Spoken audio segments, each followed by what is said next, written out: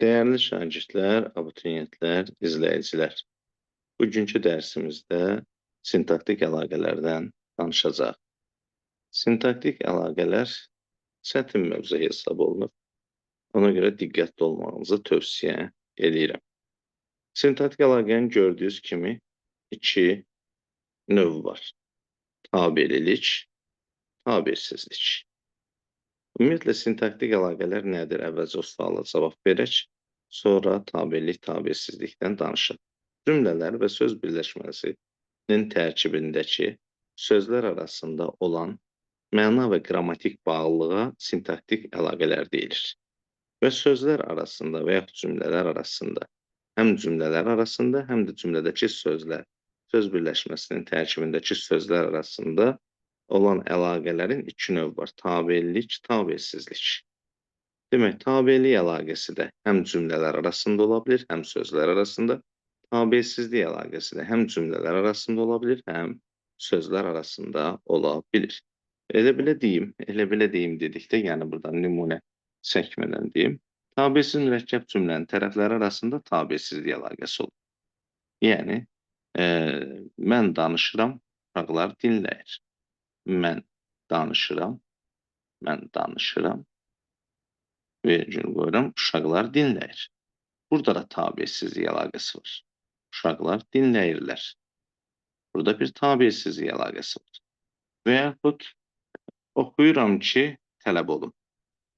Oxuyuram ki, tələb olum.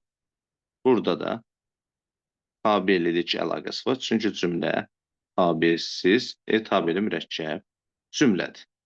Bu cümlələrin arasında olan tabirlik və tabirsizlik əlaqəsidir. Tabirli mürəkkəb cümlənin tərəfləri arasında olan tabirlik əlaqəsi haqqında heç nə deyilmir. Yəni, bu tabirlik əlaqəsinin hər hansısa bir məna növü falan danışılmır. Amma mən deməyə özümə borc bildim ki, tabirli mürəkkəb cümlənin tərəfləri arasında da tabirlik əlaqəsi var. O cümlədən tabirsiz mürəkkəb cümlənin tərəfləri arasında da tabirsizlik əlaqəsi var. Amma biz bugün xüsusilə öyrənəcəyik sözlər arasında olan tabirlik və tabirsizlik əlaqəsini. Gördüyünüz kimi, lövhəmizdə sintaktik əlaqənin iki növü göstərilir, tabirlik və tabirsizlik əlaqəsi.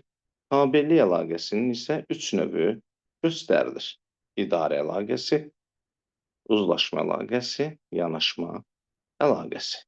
Mən özüm qəsdən idarə əlaqəsini birinci yazmışam, çünki onu öyrənmək daha rahatdır. Sonra uzlaşma əlaqəsi, daha sonda isə yanaşma əlaqəsini göstərmişəm. Bunun səbəbi nədir? Yəni, idarə əlaqəsini öyrənməyin rahatlığı hardadır? İdarə əlaqəsinin qrammatik göstəricisi hal şəkilsidir. Yəni, yəlik, yönlük, təsirlik, yerlik hal şəkilçiləri bizə avtomatik göstərir ki, sözdə idarə əlaqəsinin olma ehtimalı var. Demək olar ki, hər hansısa bir cümlədə hal şəkilçisi varsa, 99% halda idarə əlaqəsi var.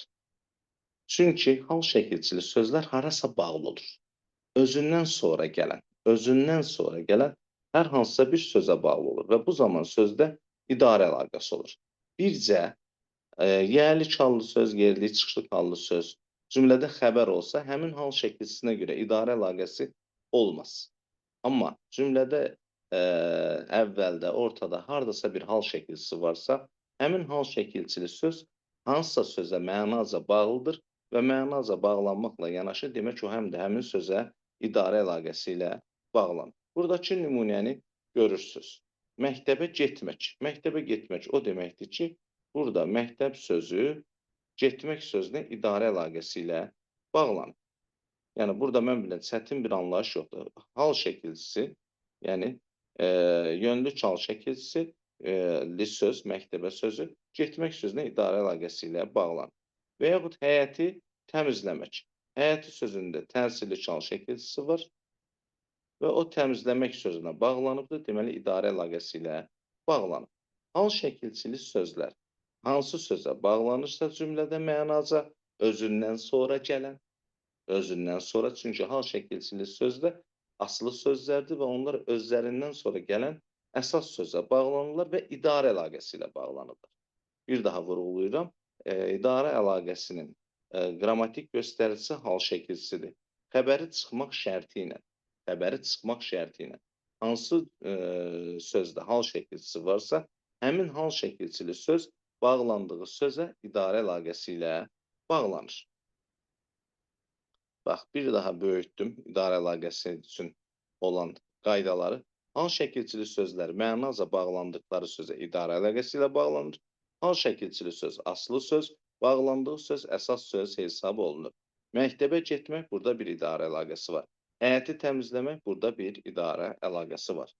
Və sonra idarə əlaqəsi özünü hansı sintaktik vahidlər arasında göstərir, onu qeyd eləmişəm. İdarə əlaqəsi tamamlıq, burada da tamamlıq sözündə M hərfi gördüyümüz kimi yazılmayıb, qoy yazaq, səhvimizi düzəldək.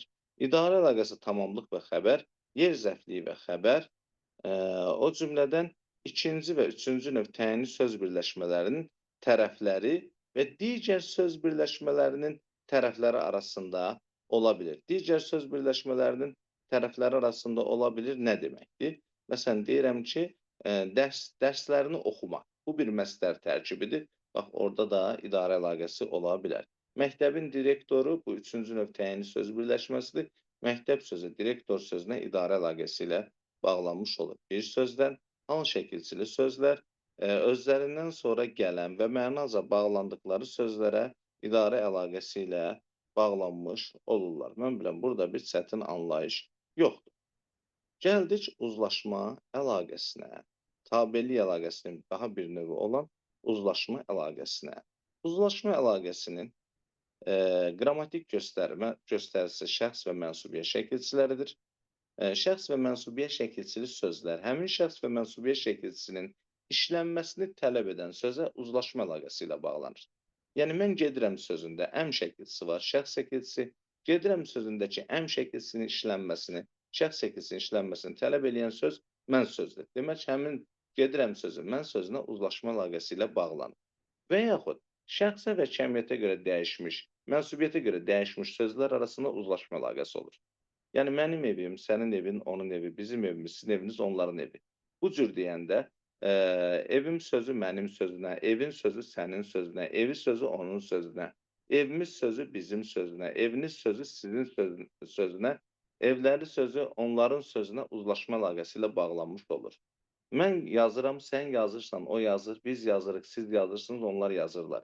Bu cür şəxsə görə dəyişmə zamanı da yazıram sözü mən sözünə, yazırsan sözü sən sözünə, yazır sözü o sözünə, yazırıq sözü biz sözünə, yazırsınız sözü siz sözünə, yazırlar sözü onlar sözünə uzlaşma əlaqəsi ilə bağlanmış olur.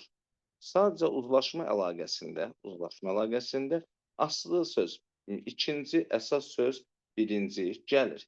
Yəni, bax, bu evim sözü asılı sözdür, mənim sözü əsas sözdür. Burada evin sözü asılı sözdür, sənin sözü əsas sözdür. Gəldim sözü asılı sözdür, mən sözü əsas sözdür. Gəldin sözü asılı sözdür, sən sözü əsas sözdür. Yəni, şəxs şəkilçili, mənsubiyyə şəkilçili söz asılı sözdür. Həmin şəxs və mənsubiyyə şəkilçinin işlənməsini tələb edən sözləri isə, yəni mənim sözü, sənin sözü, mən sözü, sən sözü əsas sözdür. Diqqət edirsinizsə,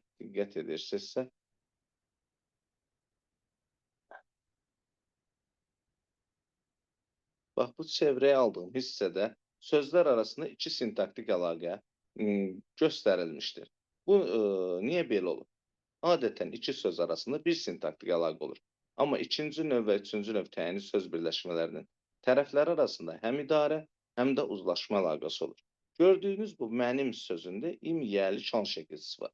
Və yaxud idarə əlaqəsindən danışanda dedik ki, hal şəkilçili söz bağlandığı sözə idarə əlaqəsi ilə bağlanmış olur. Bax, burada mənim sözü evim sözündən idarə əlaqəsi ilə bağlanmış və mənim sözü asılı tərəfdir. Eyni zamanda bu evim sözündə mənsubiyyə şəkilçisi var. Bu mənsubiyyə şəkilçisinin işlənməsini tələb edən söz də mənim sözdür. Demək, ev sözü də mənim sözünə uzlaşma əlaqəsi ilə bağlıdır. Demək, üçüncü növ təyinli söz birləşmələrinin tərəfləri arasında həm idarə, həm də uzlaşma əlaqəsi var. Eyni cür, bax bu sənin evin sözündə də bu görünür. Burada sənin də yerli çal şəkilçisi var. Evin sözünə idarə əlaqəsi ilə bağlıdır. Evin sözündə mənsubiyyət şəkilçisi var. Bu mənsubiyyət şəkilçisinin işlənməsini tələb edən söz sənin sözüdür. Ev sözü sənin sözündən uzlaşma əlaqəsi ilə bağlıdır. Demək, bu iki sənin evin sözü birləşməsində həm idarə əlaqəsi, həm də uzlaşma əlaqəsi var. Və uzlaşma əlaqəsinin qrammatik sintaktik vahidlər arasında, hansı sintaktik vahidlər arasında olduğunu isə burada aşağıda yazmışıq. Uzlaşma əlaqəsi mübtəda və xəbər, ikinci və üçüncü növ təyinli söz birləşməsinin tərəfləri arasında olur. İndi keçdik yanaşma əlaqəsinə. Yanaşma əlaqəsi üçün isə bunu demək lazımdır ilk növbədə ki, onun heç bir qrammatik göstəricisi yoxdur. İki dənə söz, hər hansı bir iki söz mənaca bir-biri ilə bağlanırsa, orada nə var? Yanaşma əlaqəsi var. Gördüyünüz kimi, bu maraqlı kitab iki dənə söz heç bir qrammatik şəkilsi olmadan bir-biri ilə bağlanıb, burada bir yanaşma əlaqəsi var. Və yaxud bu cəld qoca heç bir şəkilsi olmadan iki söz bir-biri ilə mənaca bağlıdır. Onların arasında yanaşma əlaqəsi var. Yanaşma əlaqəsində birinci söz asılı tərəf hesab olunur, ikinci söz əsas tərəf hesab olunur. Yəni, idarə əlaqəsində olduğu kimi. İdarə əlaqəsində də birinci söz asılı tərəfdir, ikinci söz əsas tərəfdir. Yanaşma əlaqəsinin hansı sintaktik vahidlər arasında olduğuna baxaq. Təyin və bağlandığı cümlə üzvü, yəni təyin bütün cümlə üzvlərinə yanaşma əlaqəsi ilə bağlanır. Zərflik və xəbər arasında birinci növ və digər söz birləşmələrinin tərəfləri arasında da ola bilər. Bu maraqlı kitab birinci növ təyinli söz birləşməsidir. Burada yanaşma əlaqəsi var. Məsələn, çox oxumaq məsdər tərkibidir. Burada yanaşma əlaqəsi var. Bir məqamı da vurğulayım. Hal şəkilsiz tamamlıqlarla xəbər arasında da yanaşma əlaqəsi var. Məsələn, dostumla getdim.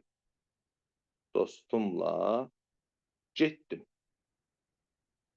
Məsələn, burada tamamlıq və xəbər.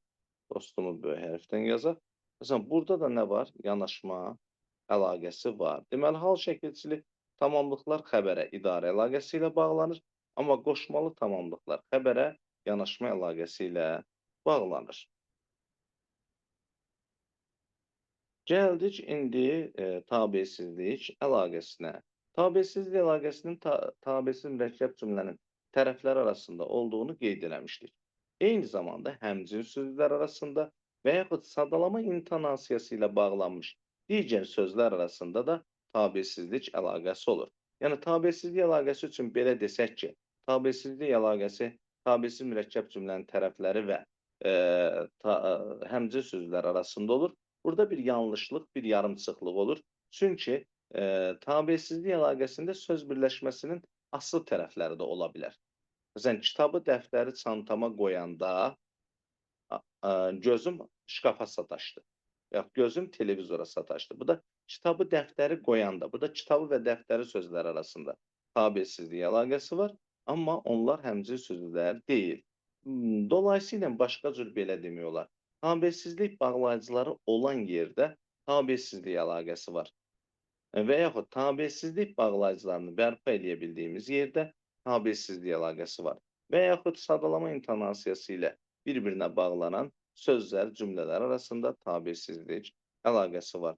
Nümunələrə baxırıq. Bacı və qardaş. Belə olanda tabesizlik əlaqəsi var. Və burada heç biri o birindən asılı deyil.